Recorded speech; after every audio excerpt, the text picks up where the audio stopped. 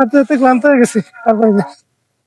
শেষ, একদম একদম শেষ, আর পারি না। জীবন মনে হয় শেষ।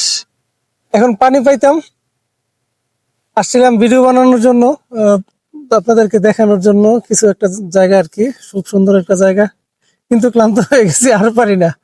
হাত পা অবশ্যই আসতেছে।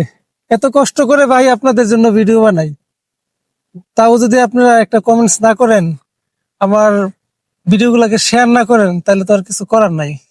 অনেক কষ্ট হয় কিন্তু ভিডিও বানাইতে, একটা তথ্য তুলে ধরতে, আপনাদেরকে একটা কিছু দেখাইতে অনেক কষ্ট হয়। এই যে হাঁটু বাঁকাই আসতেছে, কোমর বাঁকাই আসতেছে, আমার ইচ্ছে করতেছিল লম্বা একটু শুইতে ইচ্ছে করতেছে, এত কষ্ট করে ভিডিও বানাই।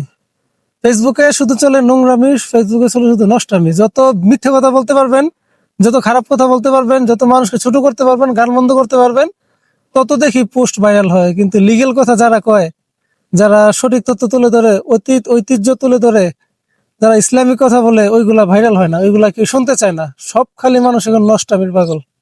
তো যাই হোক, খুব ক্লান্ত হয়ে গেছি, এত কষ্ট করে ভিডিও বানাই। অবশ্যই ভিডিওটার সামনে গেলে রেসপন্স করার চেষ্টা করবেন। আসসালামু আলাইকুম।